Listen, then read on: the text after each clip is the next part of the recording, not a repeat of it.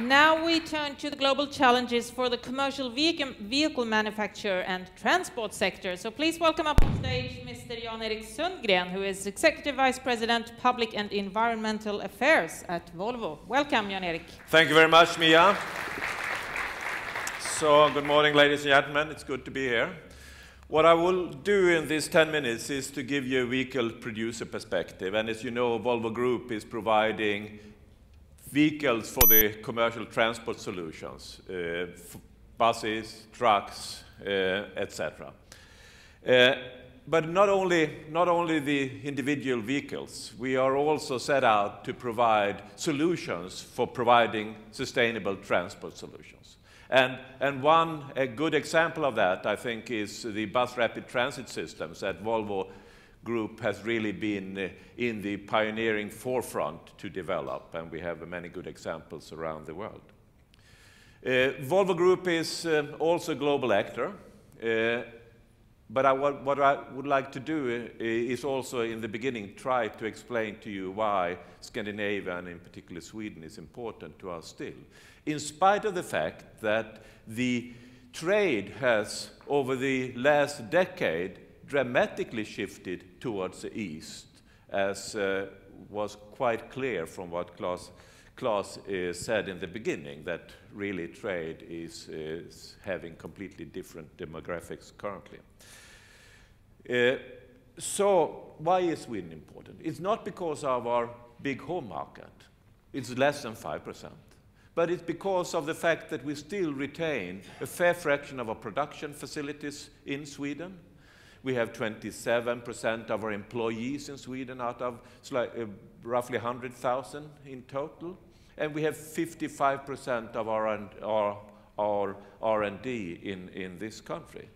So clearly, Sweden is extremely important, and what is happening in the world is then affecting us dramatically in this country. I'll give you one example. Articulated haulers is crucial for providing construction equipment to the world and for providing new infrastructure. The articulated haulers Volvo produce are produced in a town called Braås, and I guess you don't know where Braås is. It's about 1,500 inhabitants in Braås. There is a Volvo company, there is a pizza place, and a local grocery store. That's it. But out of Braås, we produce 37% of the world market supply of articulated haulers. So obviously, Braås is, as well as Gothenburg, an important hub in the Volvo Group global network. So what are then the threats, and how do we act to mitigate the threats? Well, we've heard about those. Planning for the unplannable. We have global issues like the euro crisis that Claes mentioned. We have structural changes in the world that will affect us. Some are beneficial, some perhaps not beneficial. We have trust changes. We have the youth unemployment. And of course, being in the transport sector, the environmental challenge is tremendous right now. Let me start with the euro crisis.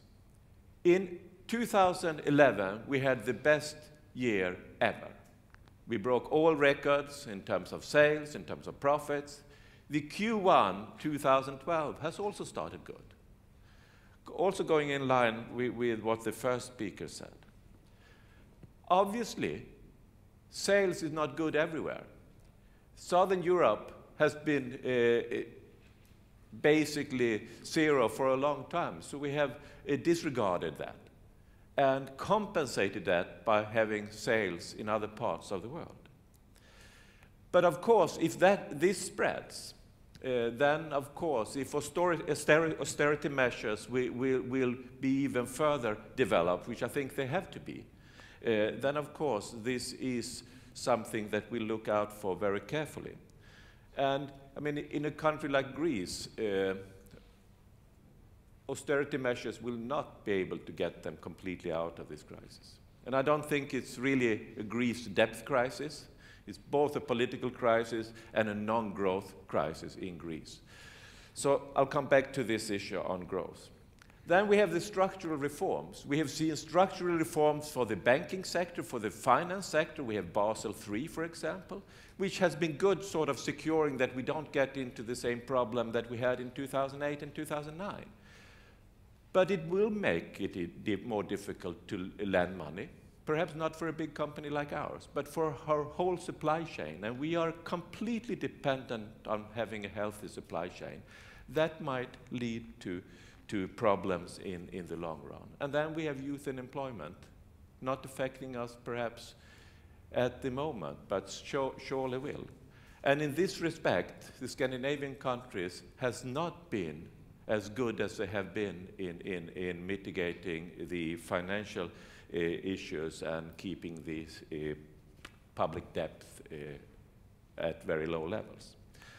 But every crisis, every threat has also an opportunity. And I think there are a lot of opportunities for Scandinavian logistics, and particularly also then for a Scandinavian vehicle producer, in spite of the fact that we get further and further away from the centrum of trade.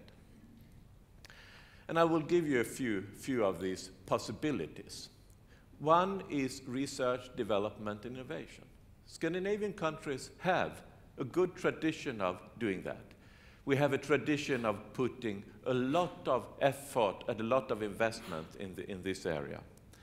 And I think we are in Europe now seeing a possibility with the new framework program that is being put together right now, Horizon 2020, where you have a number of pillars in that program: industrial leadership, research excellence, but also a pillar attacking the societal challenges. And out of the 6 identified societal challenges that the Commission has identified, smart, green, and integrated transport is one. So we need to capture on that, capture on the fact that we most likely will see the world's largest coherent research program being put in place from 2014. Volvo Group have had a tradition of utilizing R&D, I think, rather effectively. We have been part of the European framework programs since they were started in 1984, way before Sweden was even a member of the Union.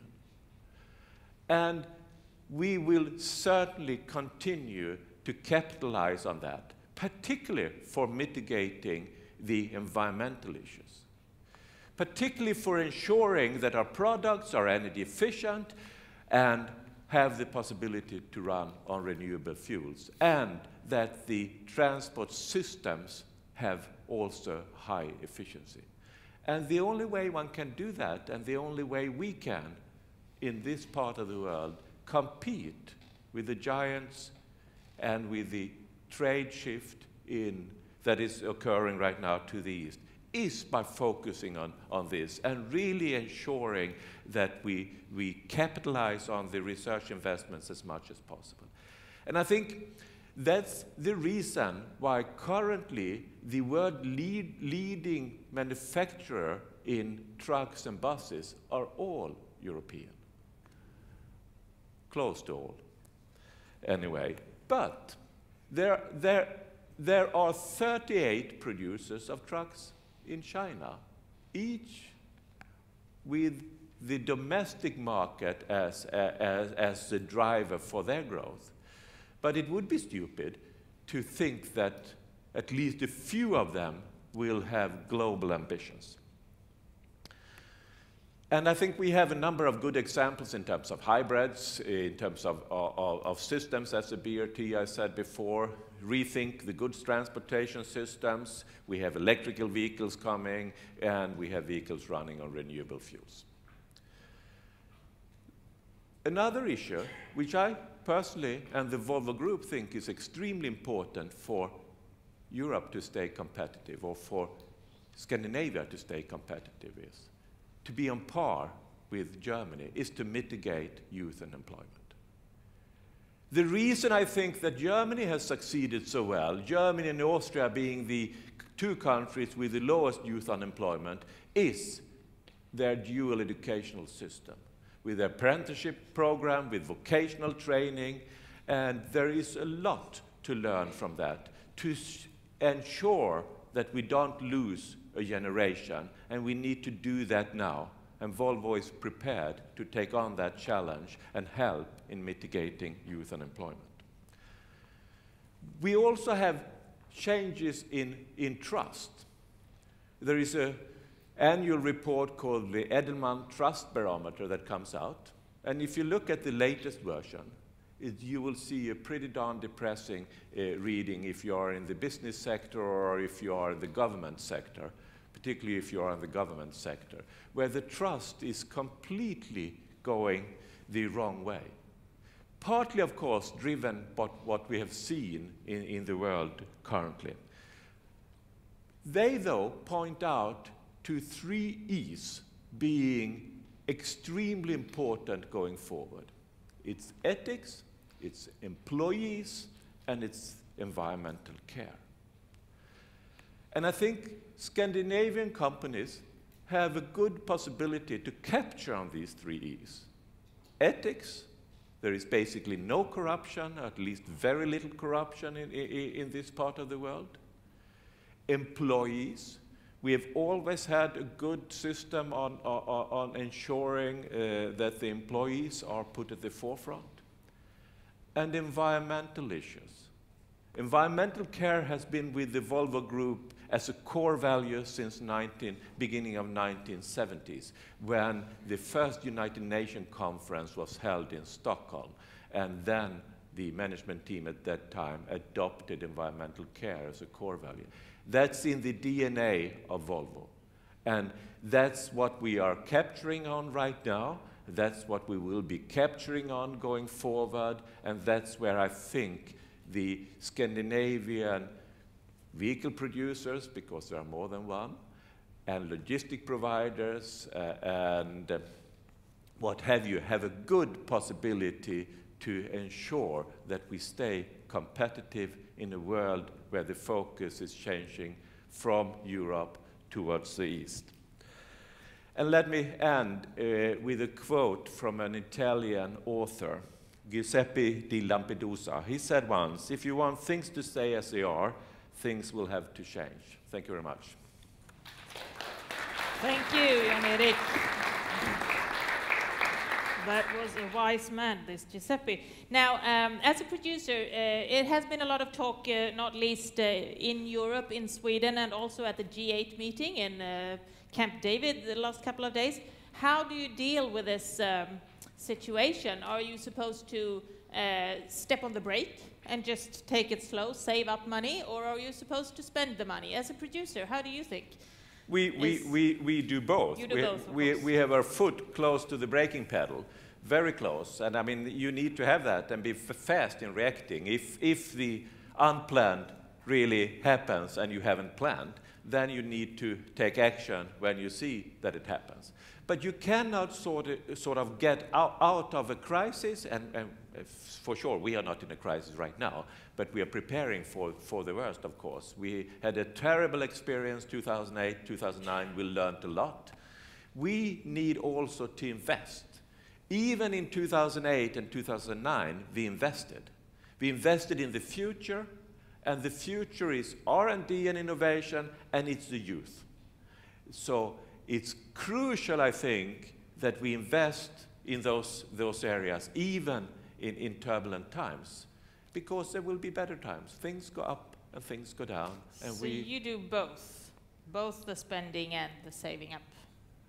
Yeah, we continuously secure that we are cost effective. Any clever company try to minimize costs, of course, and to do that as effectively as possible. But then, of course, if worse things come to worse, then we need to step on the braking pedal fast. And we learned, and we will be able to do that. Well, let's hope you don't have to the coming years. Now we will ask you, with the keypads, does the present global situation call for carefulness or a more expansive attitude? Now you can only choose one, so you can't give the answer Jan-Erik just gave, both. You can just choose one, and please vote now. So we'll see, Jan-Erik, if they consider carefulness or expansion more important. But I know what the right answer is. You know that? Yeah, right. Tell us before. A more expansive attitude. What do you say? I say that we need both, but if we don't, I mean, as Greece need to secure that they get growth, and we need to secure that we get growth as well as in our companies. But you need to be careful, of course, if such that you don't sort of overspend or get into excesses in terms of cost. Again, compare with a country like Greece. They had pretty much excesses in the past. So expansion is the word for the day. Thank you very much, Jan-Erik.